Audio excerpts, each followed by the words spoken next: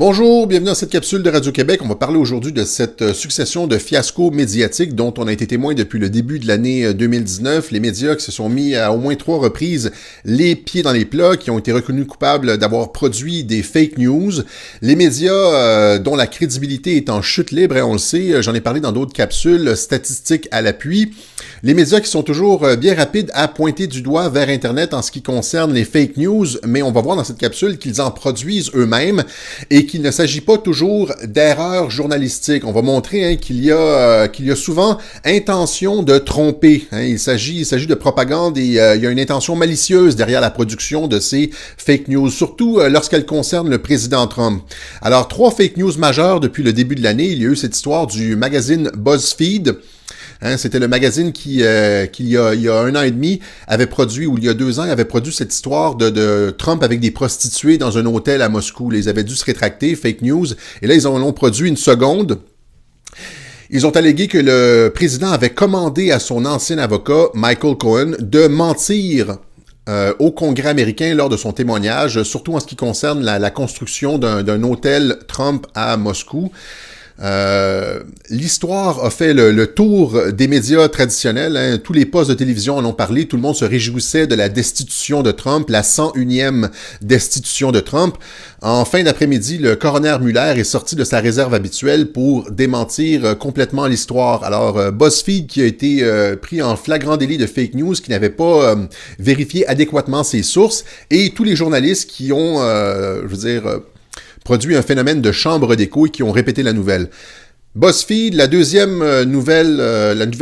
fausse nouvelle de 2019, c'est cette histoire des garçons de Covington qui sont devenus l'espace de quelques jours le symbole international de la haine, un peu comme dans le livre de George Orwell, 1984. Il y a les 2 minutes de la haine où est-ce qu'on invective Goldstein.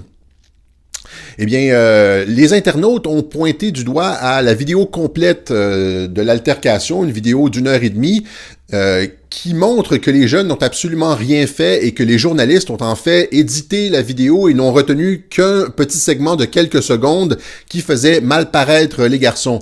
Dans cette histoire, encore une fois, il y a eu le phénomène de chambre d'écho médiatique. Tout le monde, a sauté sur l'occasion pour en appeler à la mort des jeunes même.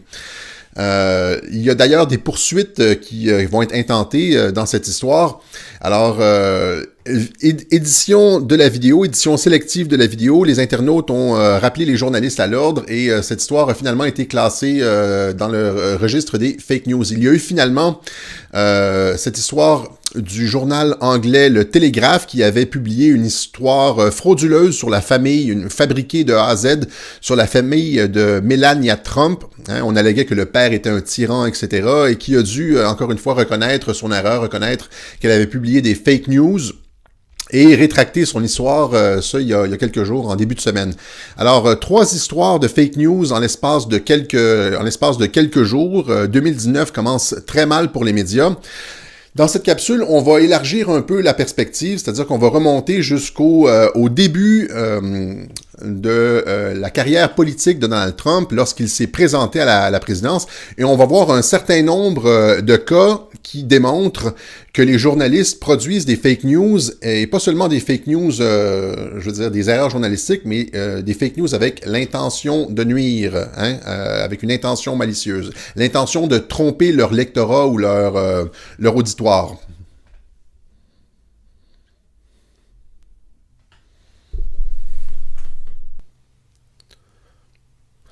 Alors, on va regarder plus précisément 4 cas de fake news dans le cadre desquels l'intention de désinformer, de manipuler l'information et d'induire en erreur le public est flagrant. Le premier, c'est dès le jour 1 de la campagne électorale de Donald Trump, la campagne présidentielle. En 2015, Trump est à la Trump Tower, il descend l'escalier roulant. Les images sont maintenant célèbres. Et il fait sa première conférence de presse devant un public et devant les journalistes, et il parle d'immigration. Et il dit essentiellement que le Mexique envoie des gens avec des problèmes. Il dit « they're not sending their best ». Il dit ce sont des violeurs, il y a des problèmes de trafic de drogue, etc. Et il dit parmi eux, il y a des bonnes personnes. Some of them, I assume, are good people. Les images sont disponibles partout sur Internet. La conférence de presse est diffusée en direct. Mais qu'est-ce qu'on retrouve aux nouvelles de fin de soirée après la conférence de presse? Trump qui dit que tous les Mexicains sont des violeurs. Que tous les Mexicains sont des violeurs. Et là, les journaux prennent sur eux, en défenseurs de la démocratie, le fait de rectifier les faits. Ils annoncent au public que les Mexicains ne sont pas tous des violeurs, contrairement à ce que Donald Trump a dit.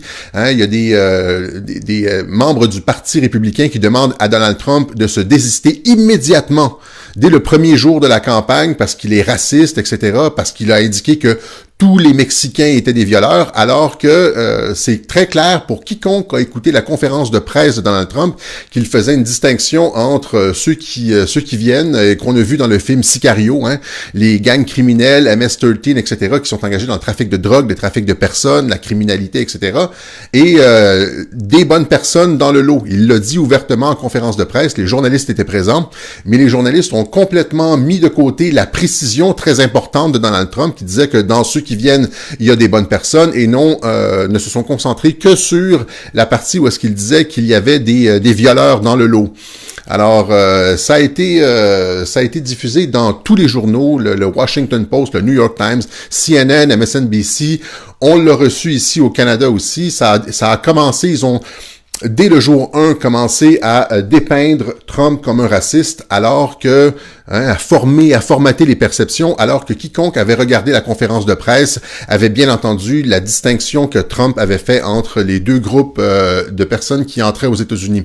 Le deuxième cas, c'est celui d'un journaliste de Yahoo qui a obtenu un entretien avec Donald Trump et qui lui a posé la question: est-ce que vous pensez qu'on devrait avoir une base de données des musulmans et ou leur faire porter une carte d'identité? Tu sais, comme en Allemagne nazie, là, le journaliste avait ça en tête.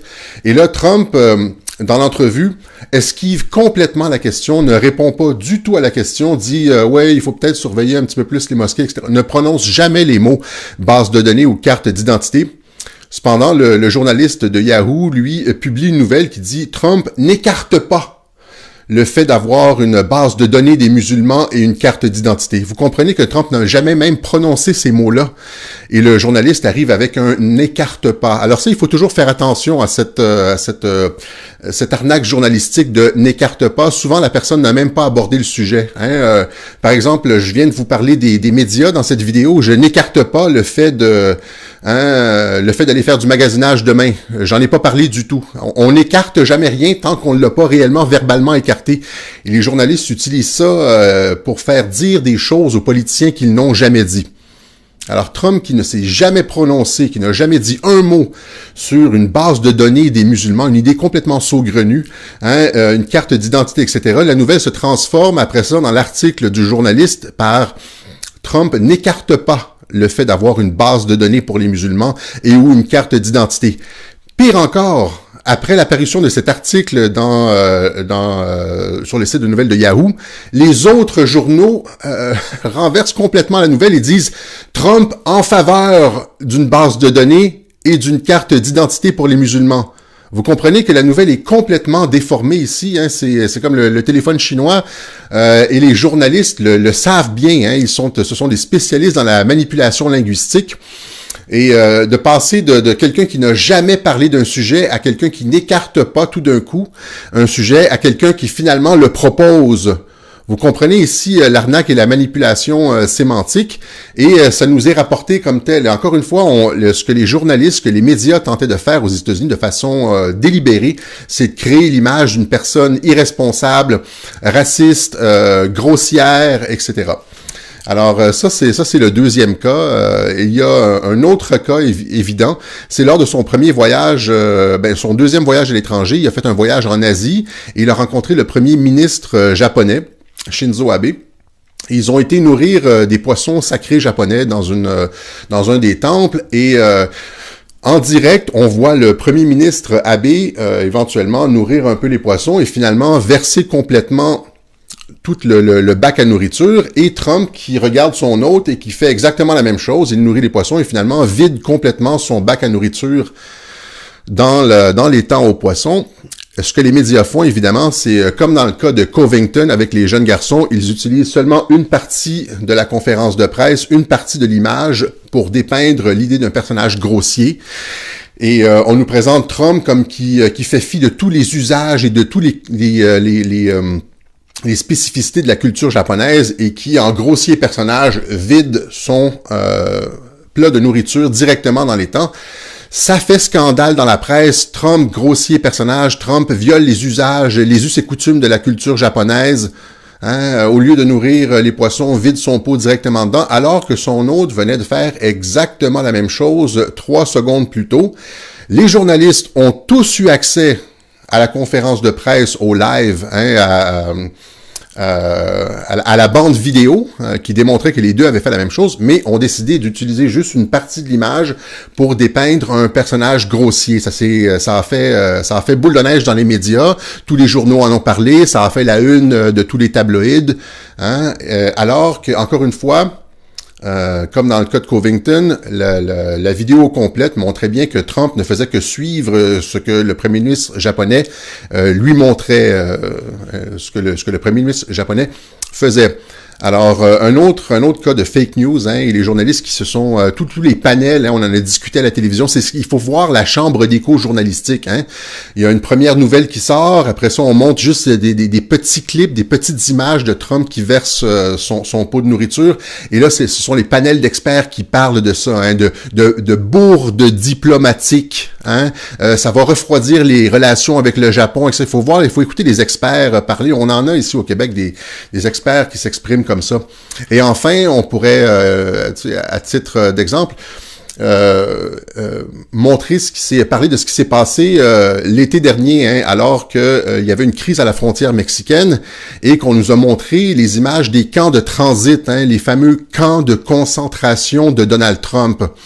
Ce qui a fait dire à plusieurs chroniqueurs que Trump était le nouvel Hitler, encore une fois, hein, c'est toujours la thématique récurrente. José Legault nous a dit dans le Journal de Montréal qu'il ne manquait plus que les trains pour partir vers les camps de concentration, hein, comme en Pologne. Je veux dire, ils ont fait dans l'hyperbole, tout le monde a déchiré sa chemise, les commentaires indignés partout sur les réseaux sociaux, les panels d'experts, tout le monde journalistique a déchiré sa chemise et il a produit, a formaté la perception de la population face à une nouvelle qui n'en était pas une, puisque ces camps datent de plusieurs décennies, ont probablement été construits à l'époque de Bush ou de Clinton.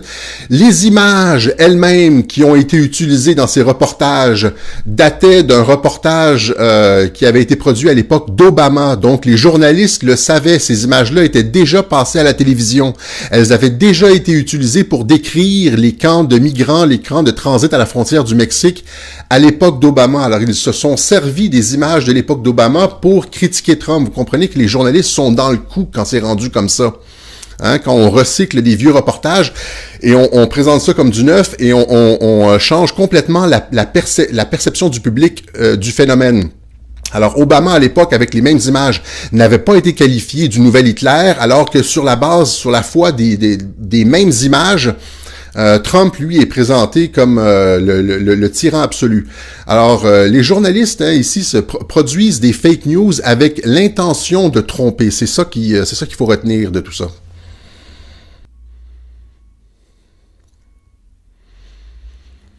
Alors, il y a énormément de ces cas de fausses nouvelles aux États-Unis. Il y en a en fait une quantité phénoménale, tellement qu'on aurait pu faire une capsule d'1 heure avec tous ces cas de fausses nouvelles, les cas où les médias doivent se rétracter. Hein. Il y a même des fausses nouvelles qui vont tellement loin que les journalistes doivent démissionner. On se rappellera la fois où l'animatrice Joy Behar avait annoncé la fin imminente de Donald Trump, puisque selon ses informations privilégiées, Michael Flynn avait décidé de collaborer avec Mueller pour vider son sac sur Trump. Elle s'était écriée de joie, elle avait lancé ses cartons dans les airs pour 24 heures plus tard, se rétracter et s'excuser devant son auditoire. Il y a eu les fois où le New York Times s'est excusé d'avoir allégué que le fils de Donald Trump avait eu des contacts privilégiés avec WikiLeaks avant la date où les courriels avaient été publiés. Il y en a comme ça des dizaines. Je les ai laissés de côté pour les fins de cette capsule. Mais ceux qui suivent les fausses nouvelles les connaissent. Ce qui se passe, c'est qu'on entend souvent la fausse nouvelle et on entend rarement les excuses ou le fait que les médias se soient rétractés. Au Québec, on n'entend jamais les excuses. On entend toujours la fake news et jamais la correction par la suite. On est vraiment très mal informé ici au Québec par ceux qui suivent dans les réseaux officiels la politique américaine. Alors, les médias, évidemment, qui travaillent depuis longtemps, et on sait que ça fait longtemps que les médias gèrent les perceptions pour faire accepter des guerres, pour faire accepter des invasions migratoires, des vagues illimitées de migrants, comme cette image du jeune garçon noyé sur les plages de Turquie. Il y a eu aussi l'intervention en Serbie. On nous avait présenté des camps de transit serbes. On nous présentait ça comme des camps de concentration. Il y avait l'image des barbelés avec cette personne émaciée qui évoquait les camps en Pologne. Alors que c'était la journaliste qui s'était enfermée derrière les barbelés et que les personnes de l'autre côté des barbelés étaient libres de circuler, n'étaient pas enfermées, et que la personne qui était rachitique à l'image avait en fait une condition médicale. Ils l'ont retrouvé 10 ans plus tard, il avait exactement la même forme, c'est une condition médicale, et les personnes à côté de lui étaient bien grasses. Alors, on nous a présenté ça comme un parangon de cruauté de la part des Serbes, ce qui a permis de justifier l'intervention américaine contre la Serbie. Alors, ça fait longtemps que les médias manipulent, on manipule la taille des foules, on nous dit qu'il y a pas beaucoup de personnes alors qu'il y a des rassemblements monstres, comme dans le cas des Gilets jaunes. Il y a aussi le contraire, des fois il y a personne qui se présente à une foule alors qu'on nous dit qu'avec le cadrage, on nous présente la foule comme étant beaucoup plus grosse qu'elle ne l'est. Les médias qui ne sont pas là pour vous informer. Ils sont là pour vous désinformer, pour vous faire passer le message de l'oligarchie. Il faut briser cette idée qu'ils sont les chiens de garde de la démocratie. Il n'en est rien. Ce sont des manipulateurs. Ça a été prouvé des dizaines et des dizaines de fois. Aux États-Unis, quel est le rôle des médias? Le rôle des médias est de faire monter la tension sociale. De provoquer de la crise, et ils ont réussi. Il y a eu cette fusillade dans le cadre de laquelle l'équipe de baseball du Parti républicain a été mitraillée par un démocrate, un partisan de Bernie Sanders. Le représentant Steve Scalise a même perdu l'usage d'une hanche. Il y a eu toutes ces attaques des antifas, la violence, et cette violence est alimentée par le discours médiatique. On nous présente Trump comme un tyran, le nouvel Hitler, comme quelqu'un qui a pas d'allure, le racisme fini, la fin de la démocratie. Lise Ravary en parle, ils en parlent tous. Nous sommes rendus, on serait retourné dans les années 30. Et là, les gens réagissent violemment. Il y a eu cette histoire aussi des 4 jeunes noirs qui ont torturé un jeune autiste blanc pendant des heures sur Facebook Live en l'accusant d'être un partisan de Donald Trump. Partout, les partisans de Donald Trump se font agresser dans la rue, les casquettes MAGA se font arracher, se font lancer des trucs au visage. Et ça, c'est le travail des médias. Après avoir présenté Trump comme un raciste, comme un tyran, comme un raciste sexiste homophobe, un violeur de femmes, même à la rigueur et tout, ils ont réussi à provoquer une réaction émotive dans la population à partir de leur fausseté et comme disait Talleyrand, agiter le peuple avant de s'en servir. Voilà, alors voici le travail des médias. Cependant, il y a un bémol ici, c'est que Trump ayant bien compris le jeu des médias, sachant exactement où logent les médias, il a réussi à se servir de leur arme, de leur haine, de leur aveuglement haineux envers Trump pour arriver à ses fins. Et c'est le thème de la prochaine capsule.